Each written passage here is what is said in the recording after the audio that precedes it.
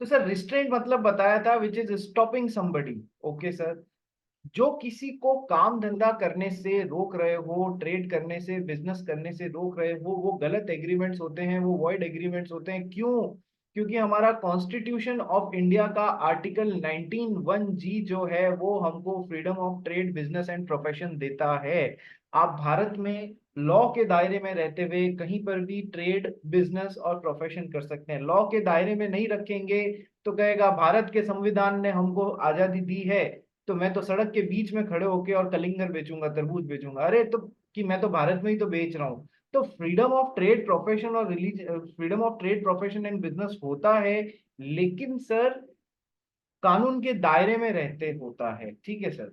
तो सर कोई ऐसा एग्रीमेंट जो किसी को काम धंधा करने से, ट्रेड करने से रोकने के लिए बना हो, वो गलत एग्रीमेंट होता है, वो वॉइड एग्रीमेंट होता है।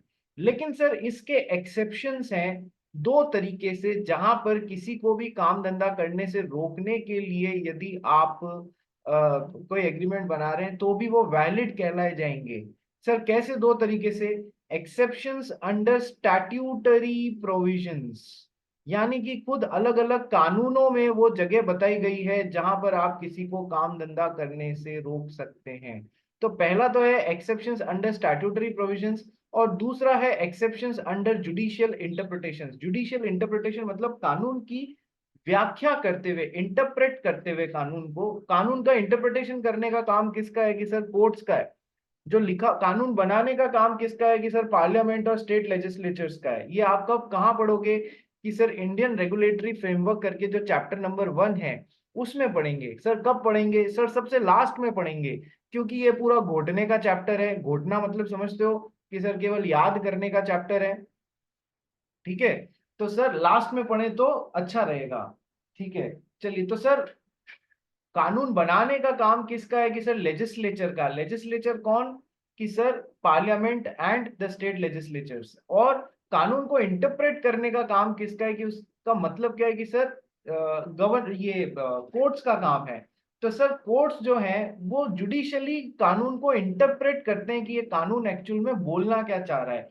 तभी तो मोरी बीबी वर्सेस धर्मोदास घोष में बोला कि sir agreements made with minors are void ab initio. कहां से आया ये कानून? कि सर ये जुडिशियल इंटरप्रिटेशन के थ्रू आया। जो भी लिखा हुआ था उसको इस तरीके से इंटरप्रेट कोर्ट्स ने किया।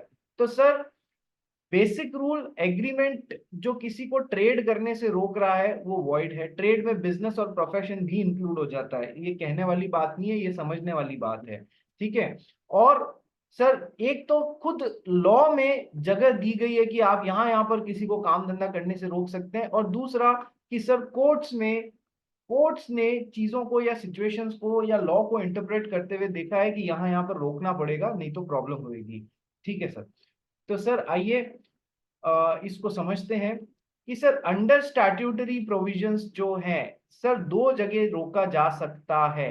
एक तो पार्टनर्स के एग्रीमेंट में पार्टनर्स को अलग अलग जगह पे काम धंधा करने से रोका जा सकता है। जैसे उस दिन भी मैंने आपको दो एग्जांपल बताए थे। कैसे? मान लो ये पार्टनरशिप फॉर्म बन रही है, इसमें पार्टनरशिप एग्रीमेंट में ऐसा लिखा हुआ है कि जो भी बंदा इस पार्टनरशिप फर्म में पार्टनर बन रहा है वो कोई दूसरा काम धंधा नहीं कर सकता है इस पार्टनरशिप धंधे के अलावा।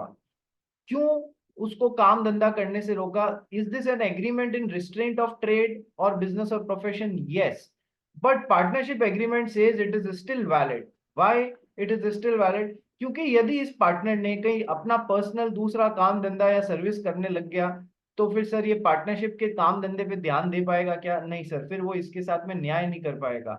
इस वजह से पार्टनरशिप में जो पार्टनर बन रहे हैं उनको कोई भी दूसरा काम करने से रोका जा सकता है।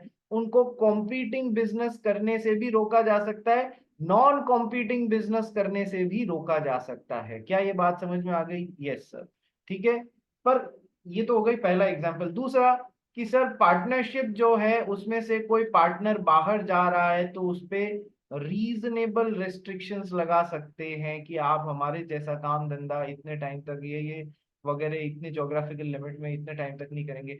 सर मान लीजिए इस पार्टनरशिप की किसी ने, मिस्टर एक्स ने गुडविल खरीदी है, तो वो बाकी के पार्टनर्स को इस पार्टनरशिप का जो नाम है, इसकी जो गुडविल है वो यूज करने से रोक सकता है। तो ऐसे पार्टनरशिप के और गुडविल के एग्जांपल्स अपन पढ़ेंगे जहां खुद कानून में लिखा हुआ है आप किसी को ऐसी ऐसी जगह पे काम धंधा करने से रोक सकते हैं।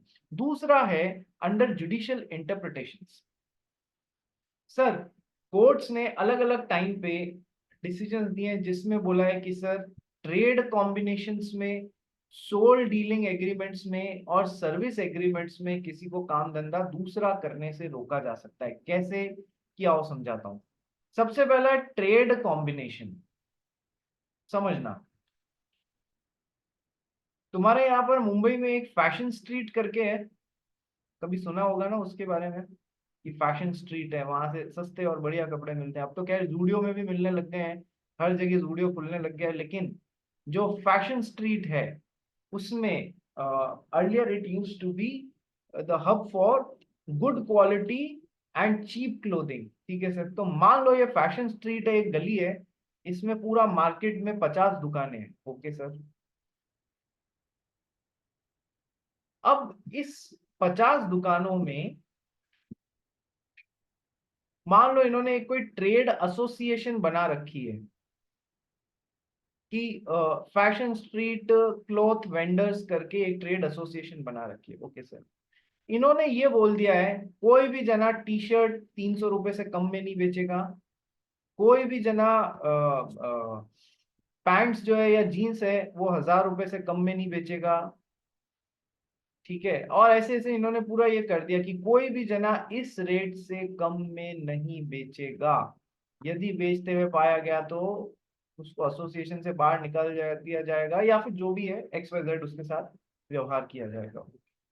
तो क्या ये किसी को काम धंधा करने से रोकने के लिए, कोई 200 रुपए में बेचना चाह रहा है टी शर्ट, तो आप उसे काम धंधा करने से रोक रहे हो या नहीं रोक रहे हो?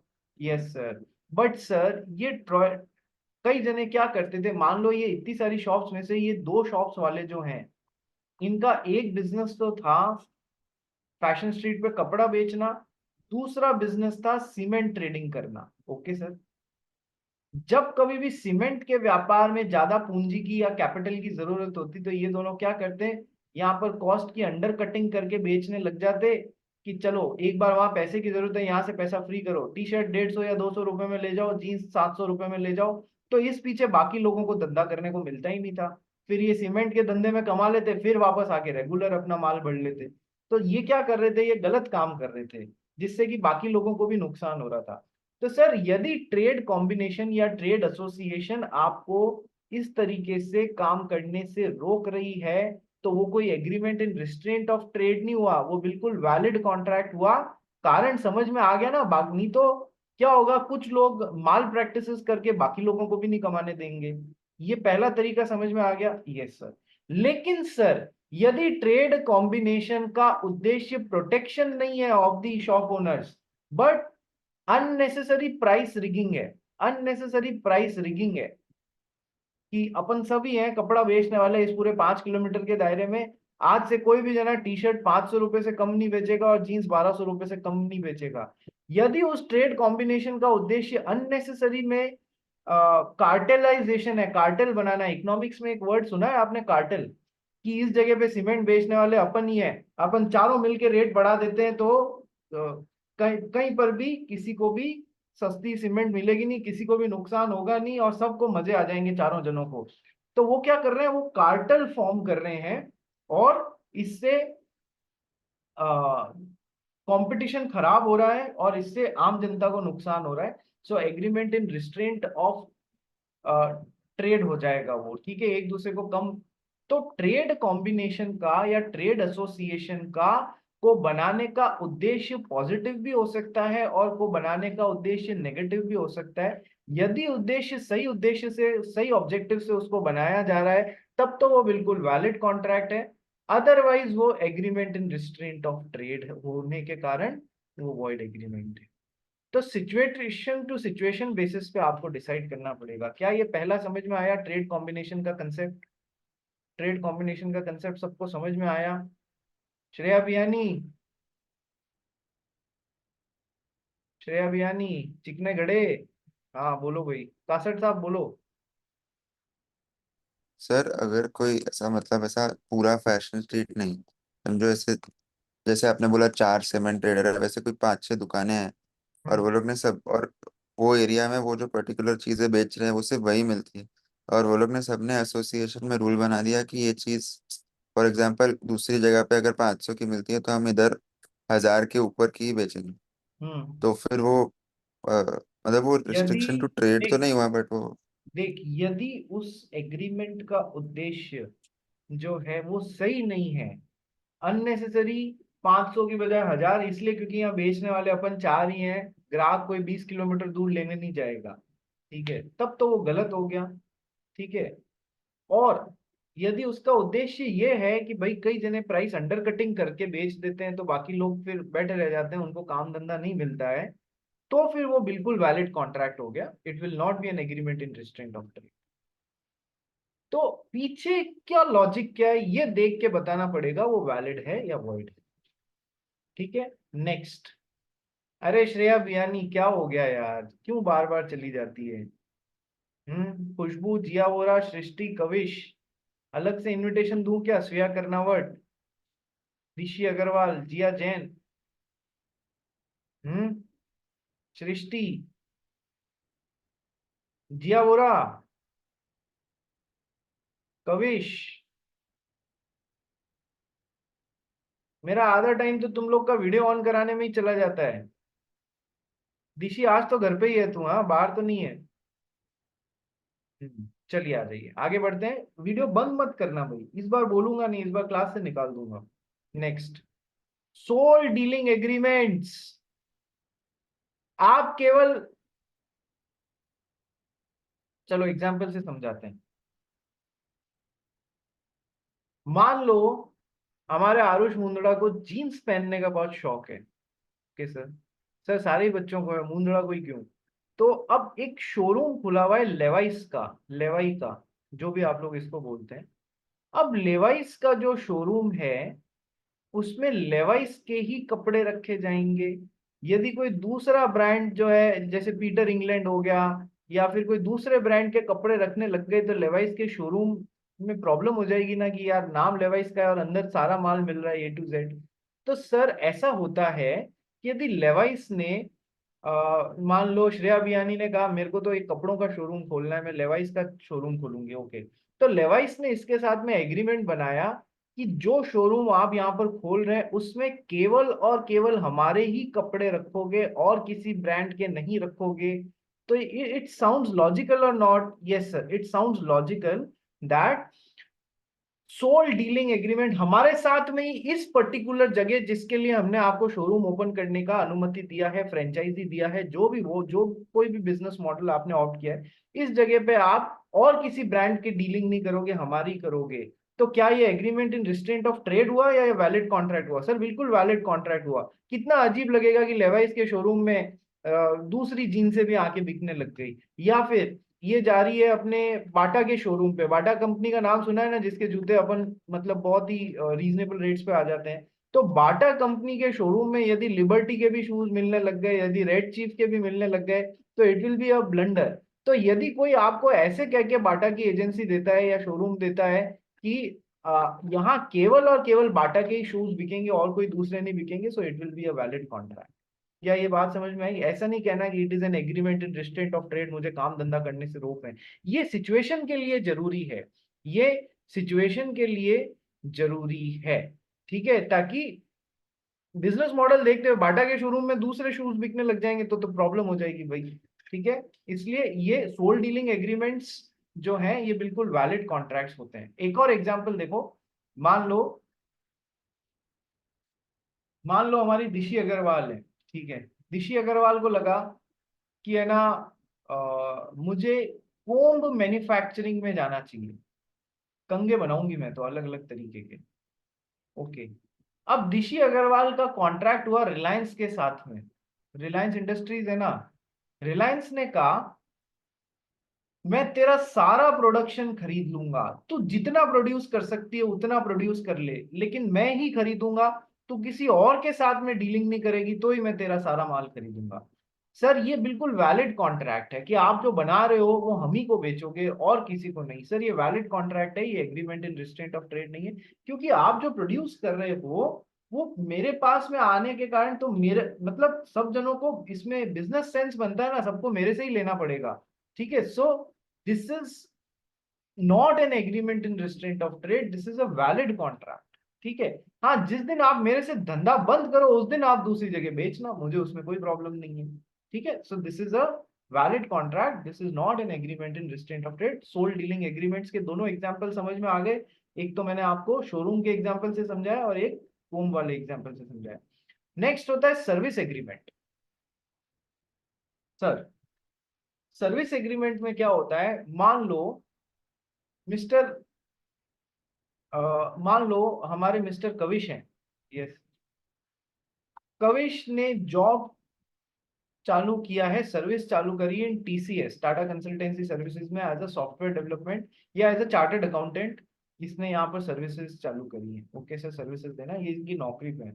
टीसीएस ने इन पे रोक लगाई कि जब तक आप हमारे यहाँ पर हैं तब तक आप कहीं दूसरी जगह जाके काम नहीं कर सकते हैं। तो सर्विस एग्रीमेंट में कोई डेडिकेशन से काम करे क्या, उसके लिए ये जरूरी नहीं होता है कि हम उसे कहीं और काम करने से रोक सकें। हाँ सर, बिल्कुल नेसेसरी हो सकता है। जैसे पार्टनरशिप में भी रोक सकते हैं ना, कि पार्टनर जब तक हमारे यहाँ पर पार्टनर है वो कहीं और जाके काम नहीं कर सकता। वैसे ही सर्विस एग्रीमेंट्स में भी आप रीजनेबल रेस्ट्रिक्शंस लगा सकते हैं, रीजनेबल रेस्ट्रिक्शंस लगा सकते हैं कि सर जैसे जब तक आप हमारे यहाँ पर हैं तब तक आप बाहर जाके काम नहीं करेंगे। सर बिल्कुल वैलिड है। किया तो मतलब ये है, कविश ये नहीं चिल्ला सकता कि ये तो agreement in restraint of trade है, कॉन्स्टिट्यूशन की भावना के खिलाफ है। नहीं नहीं नहीं नहीं नहीं, बिल्कुल नहीं। सर टीसीएस के साथ में ये जाके विप्रो के अकाउंट्स भी संभालने लग जाएगा तो ब्लंडर हो जाएगा या नहीं हो जाएगा, कि इधर की उधर और इधर की उधर। ठीक है, नंबर वन एग्जाम में इस पे एक ऐसा क्वेश्चन आया हुआ है कि सर एक, ये मैं आपको बता भी चुका हूँ कि एक सीनियर डॉक्टर है, जूनियर डॉक्टर को उन्होंने अपॉइंटमेंट दिया ये कहते हुए कि एक तो ये कॉन्ट्रैक्ट अगले 3 साल तक के लिए है, अगले 3 साल तक जब तक आप हमारे यहाँ पर नौकरी कर रहे हो तब तक आप मुंबई के 20 किलोमीटर के दायरे में जाकर प्रैक्टिस नहीं करोगे। ठीक है सर, अगले 3 साल तक। मैंने क्या कहा, रेस्ट्रिक्शंस लगा भी रहे हैं अपन किसी पे तो सर वो रीजनेबल रेस्ट्रिक्शंस होने चाहिए। Yes sir, reasonable as to time period, reasonable as to geographical limit, reasonable regarding the same तरीके का प्रोफेशन। ठीक है, ओके सर। तो सर ये डॉक्टर ने 1 साल, जूनियर डॉक्टर ने 1 साल बाद में ही यहाँ से नौकरी छोड़ दी। ओके सर, और 20 किलोमीटर के दायरे में ही प्रैक्टिस करने लग गया। तो सर इस डॉक्टर ने इसके ऊपर केस ठोका टू स्टॉप इन। कैसा सूट फाइल करेंगे, suit for injunction. What is the suit for injunction, suit for injunction क्या होता है खुशबू आजियानी?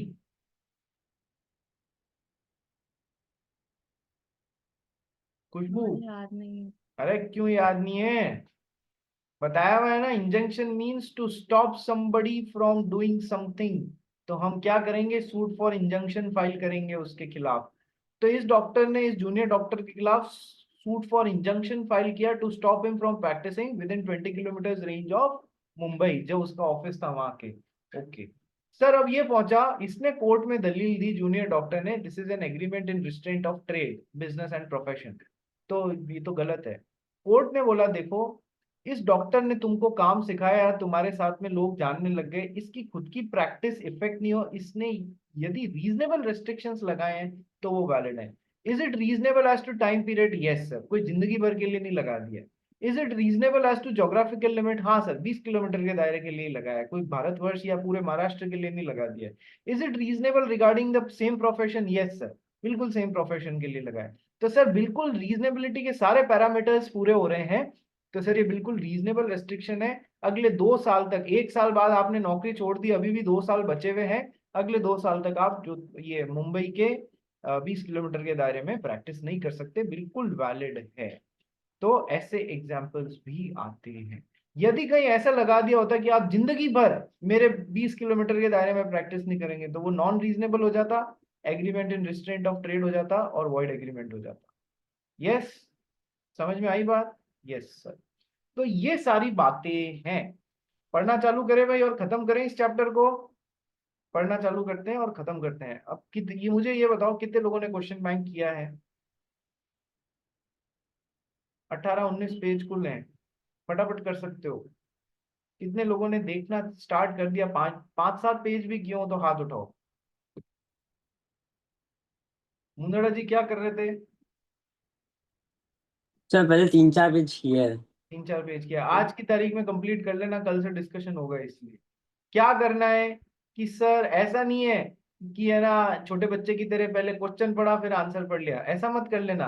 क्वेश्चन पढ़ना, फिर अपना दिमाग लगाना, फिर आंसर देखना, ठीक है? तब तो उसका असली पर्पस सॉल्व होएगा, अदरवाइज तकलीफ हो जाएगी। ठीक है भाई। खुशी, खुशी पूरा नाम क्या है तेरा? खुशी राजनवार। खुशी राचलवार, ओके।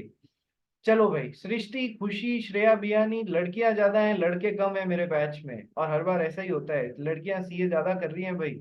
लड़कों को बहुत कंपटीशन मिल रहा है तुम लोगों को, और मिलने वाला है। ठीक है, चलो आ जाओ नेक्स्ट। पढ़ना चालू करते हैं। Agreements in restraint of trade, Mundra ji अपनी सेवाएं दीजिए। According to Section 27 of Indian Contract Act 1872, every agreement by which anyone is restrained from exercising a lawful profession, trade, or business of any kind, to that extent void. This is because Article 19(1)(g) of the Constitution of India regards the freedom of trade and commerce as a right of every individual. Therefore, no agreement can deprive or restrain a person from exercising such a right. ठीक है, जो इसमें लिखा हुआ है ना, हालांकि ये लाइन हो सकता है आपके मॉड्यूल में नहीं आए, लॉजिक मेरे को आपको बताना था, वहां से आ रहा है। तो freedom of trade and commerce में ट्रेड, बिजनेस और प्रोफेशन तीनों इंक्लूड होते हैं। तो कोई भी ऐसा एग्रीमेंट जो आपको काम धंधा करने से रोक रहा है, वो कॉन्स्टिट्यूशन की स्पिरिट के अपोजिट है, इसलिए वॉइड एग्रीमेंट है, agreement in restraint of trade है। नाउ ओनर्स ऑफ प्रूफ पढ़ गई। Onus of proof. Where an agreement is challenged on the ground of its being in restraint of trade, the party supporting the contract must show that the restraint is reasonably necessary to protect his interests, and the party challenging the contract must show that the restraint is injurious to the public. ठीक है, देखो owners of proof किसका है? यदि कोई party ये बोल, जो जो एसर्ट कर रहा है उसको वो प्रूव करना पड़ेगा कि सर, यदि कोई पार्टी बोल रही है मेरे पे अननेसेसरी रेस्ट्रिक्शंस लगे तो उसको प्रूव करना पड़ेगा ये, और यदि कोई पार्टी बोल रही है नहीं अननेसेसरी नहीं है ये जरूरी है, तो उसको वैसा प्रूव करना पड़ेगा, इसलिए कोई इतना इंपॉर्टेंट नहीं है। Let us discuss them by one of one. So exceptions to the rule and agreement in restraint of trade is void में सबसे पहले अपन स्टैट्यूटरी प्रोविजंस करना चालू करते हैं, जिसमें सेल ऑफ गुडविल और पार्टनर्स एग्रीमेंट है। ठीक है, exception under statutory provision, sale of goodwill पढ़ भाई। Sale of goodwill, exception 1 to section 27. An agreement which restrains the seller of goodwill from carrying on a business is valid if all the following conditions are fulfilled. Such restrictions must relate to a similar business. Such restriction must be within specified local limits. Such restriction must be for the time so long as the buyer or any other person deriving title to the goodwill from him carries on a like business in the specified local limits. Such specified local limits. अरे stop, देखो, यदि इस, मैंने आपको एक पार्ले की बिस्लरी का example दिया था और बेली का एग्जाम्पल दिया था, याद है भाई सब लोगों को? Yes sir. Initially Bisleri brand किसके पास में हुआ करता था? कि सर पार्ले के पास में। किसी मिस्टर एक्स ने या एंटिटी एक्स ने पार्ले से वो ब्रांड खरीदा, तो उसने बोला देखो, बोतल में पानी भर के तो कोई भी बेच सकता है, वैल्यू उसकी नहीं, हमने आपसे कोई मशीन या फैक्ट्री नहीं खरीदी है, हमने आपसे मेनली क्या खरीदी है? आपकी गुडविल खरीदी है, बिस्लरी ब्रांड की गुडविल खरीदी है हमने। तो सर, हम इस गुडविल का, खरीदी हुई का फायदा ले सके, उसके लिए जरूरी है कि अगले 5 साल तक आप इंडिया में बॉटल्ड वाटर बिजनेस में वापस नहीं आए। ठीक है सर, तो 3 तरीके के रेस्ट्रिक्शन, बॉटल्ड वाटर के बिजनेस में ही आने से पार्ले को रोका, यस सर। तो सिमिलर बिजनेस, यस सर। पूरे इंडिया में बिस्लरी बिकता था तो इंडिया में ही रोका, यस सर। ज्योग्राफिकल लिमिट के हिसाब से रोका, सिमिलर बिजनेस के हिसाब से। रीजनेबल टाइम पीरियड अगले 5 साल तक मत आना, फिर भले ही आ जाना। तो सर बिल्कुल वैलिड रेस्ट्रिक्शन है, ये नहीं किया जाता तो पार्ले अगले दिन ही बेली लेके आ जाता और वापस इसी से लोग खरीदते रहते, है ना? तो जो गुडविल खरीदी है उसका सही में फायदा मिले, इसलिए हमको ये कई बार रीजनेबल रेस्ट्रिक्शंस लगाने पड़ते हैं। बट रीजनेबिलिटी किन 3 पैरामीटर्स पर डिसाइड होगी, ये ध्यान रखना। इसमें एग्जाम में घुमाने की कोशिश करते हैं, या तो टाइम लिमिट के हिसाब से बहुत अननेसेसरी हो जाएगा, या सिमिलर बिजनेस नहीं पैरेलल बिजनेस के हिसाब से फंसाने की कोशिश करते हैं। जैसा मैंने एक एग्जांपल आपको दिया था कि मान लो खुशबू आजियानी जो है वो इमिटेशन ज्वेलरी का बिजनेस कर रही है, और खुशी रचलवार ने उसका बिजनेस खरीदते हुए उस पर रेस्ट्रिक्शन लगा दिए।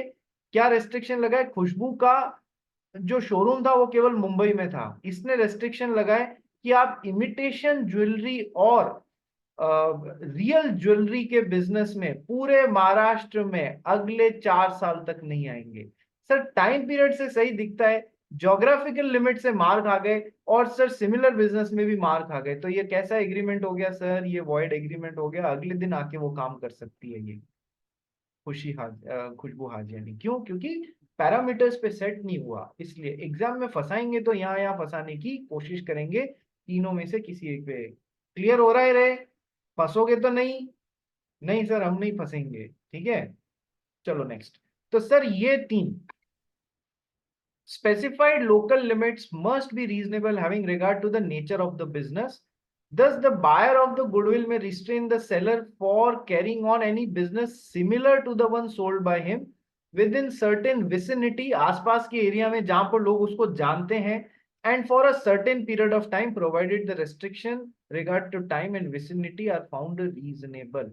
मतलब ऊपर तीनों के हिसाब से रीजनेबल होना चाहिए। एक एग्जांपल और देखो रे, एग्जाम में एक जगह और फंसाने की कोशिश करते हैं। कहां पर? जो सेकंड एग्जांपल मैंने आपको पार्ले का पहले बताया हुआ था ना, पार्ले का दो प्रोडक्ट्स थे, एक तो था थम्स अप और एक लिम्का। कभी ना कभी आप सब लोगों ने लाइफ में ये पिया हुआ होगा। हाँ सर टेस्ट तो किया हुआ है।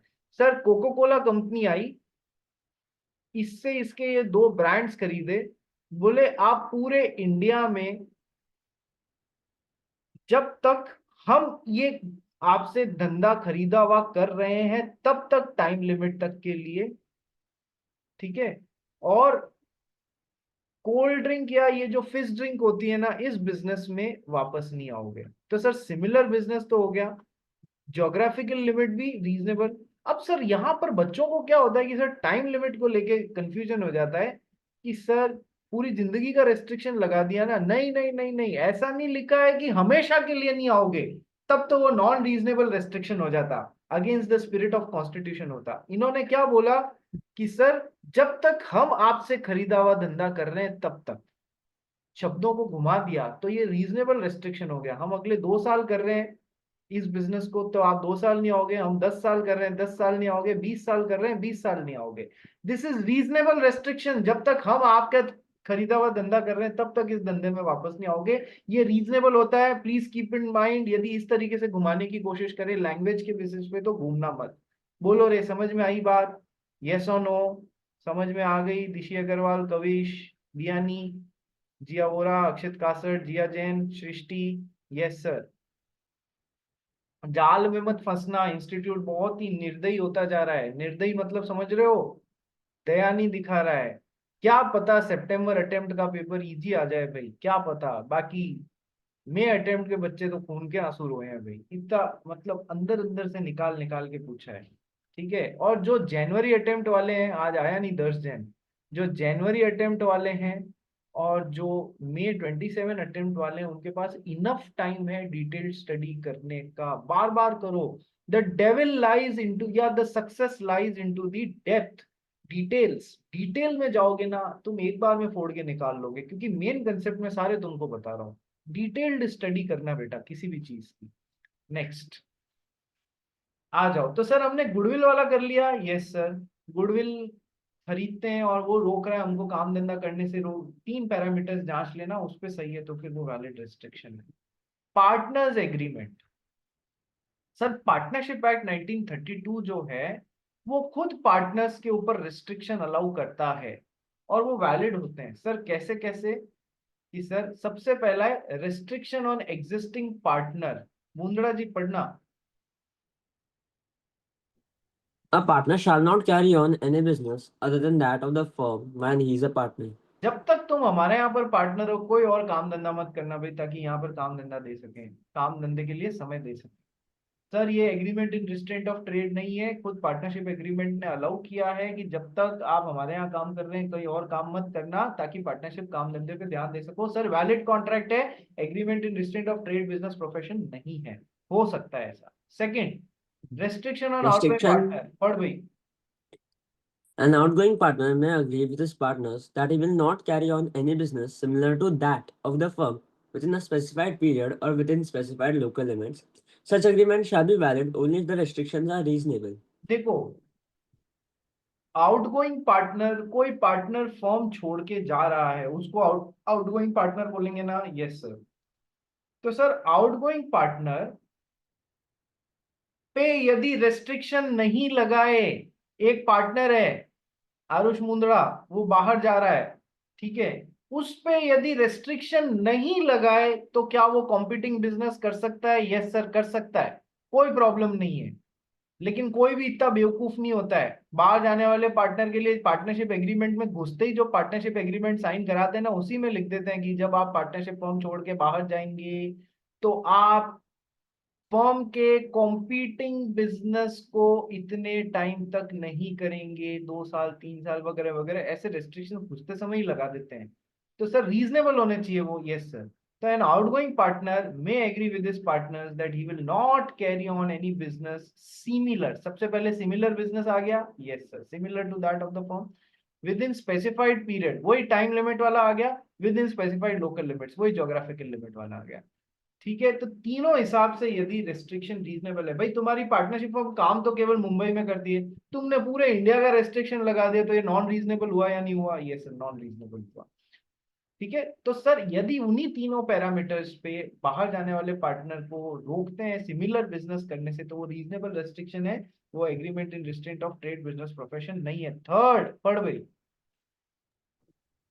Restriction on partners upon or in anticipation of the dissolution of the firm. Partners may, upon or in anticipation of the dissolution of the firm, make an agreement that some or all of them will not carry on a business similar to that of the firm within a specified period or within specified local limits. Such agreement shall be valid only if the restrictions are reasonable. यदि firm जो है वो खत्म हो रही है, dissolve हो रही है, तो एक्चुअली हो रही है तब भी, या इन एंटिसिपेशन कि भाई हो जाएगी भविष्य में, ऐसा हो सकता है, तब भी आप ऐसे रीजनेबल रेस्ट्रिक्शंस लगा सकते हो, सारे पार्टनर्स साइन कर सकते हैं क्या, कि सर जो भी restriction on partners upon dissolution और in anticipation of dissolution of the firm, कि फर्म खत्म हो रही है या होने वाली है, तो वो आपस में एक एग्रीमेंट कर सकते हैं कि उनमें से कुछ, सम और ऑल या फिर सारे, will not carry on a business similar to that of the firm within specified period or within specified local limits। ठीक है, सिमिलर, वही तीनों पैरामीटर्स वापस आ गए यहाँ पर भी। सर क्यों कर सकते हैं कि फर्म खत्म हो रही है, तो सर अब ये वर्ड बड़े इंपॉर्टेंट हो गए, सम और ऑल। सम और ऑल, सारे ही नहीं करेंगे कंपीटिंग बिजनेस। कब? मान लो ये पार्टनरशिप फर्म में P1 P2 P3 P4 चार पार्टनर हैं, मिस्टर एक्स ने इनकी गुडविल खरीद ली, तो मिस्टर एक्स ने इन पे रेस्ट्रिक्शन लगा दिया, चूंकि मैंने आपकी गुडविल खरीदी, आप चारों को अगले 3 साल तक सिमिलर कंपीटिंग बिजनेस नहीं करना है। सर रीजनेबल है, यस सर, चारों पे लगा दिया। ऑल का मतलब समझ में आ गया? Yes sir. सम क्यों लगाया है, समझो इस बात का। मान लो पार्टनरशिप फर्म डिसॉल्व हो रही है, P1 P2 P3 P4 में से P2 ने ही इस पूरी फर्म की गुडविल खरीद ली, P2 ने ही गुडविल खरीद ली, तो बाकी के लोगों को रोक सकता है, तो सम को रोक सकता है। ठीक है, इस केस में ऑल नहीं आएगा। मतलब समझ में आया? यस सर, मतलब ये है रे, कोई दिक्कत तो नहीं? यस सर, कुछ या सारों को रोका जा सकता है। तो devil lies into the detail. Mundra बोल क्या हुआ? सर बट अगर ये लोग अगर विदाउट एनी रीजन सिर्फ डिसोल्यूशन हो रहा है तो ये लोग खुद को क्यों रोकेंगे करने से क्या ट्रेड? Without any? मतलब ऐसा गुडविल का रीजन नहीं है, बस ऐसी डिसएग्रीमेंट की वजह से टू ट्रेंड का डिसोल्यूशन हो रहा है, तो ये लोग एक दूसरे को क्यों रोकेंगे कैरी सर ऑन इसलिए करने से उस रोकेंगे, बिजनेस? मान लो इन लोग का पार्टनरशिप ऐसे ही खत्म हो रही है, ठीक है, गुडविल पे हाँ सबका अधिकार होता है, कोई एक जना गुडविल काम लेने लग जाए और ऐसा रिप्रेजेंट करे कि मैं तो अभी भी पुराना धंधा कैरी ऑन कर रहा हूं, तो वो गलत कर रहा है बाकी तीनों के साथ में। हाँ। गुडविल का फायदा तो सबको मिलना चाहिए, तो सम और ऑल रोका जा सकता है। रोका नहीं भाई, तुम सिमिलर बिजनेस में हमारी मत करो, ठीक है, रोका जा सकता है, Okay. रीजनेबल रेस्ट्रिक्शंस होने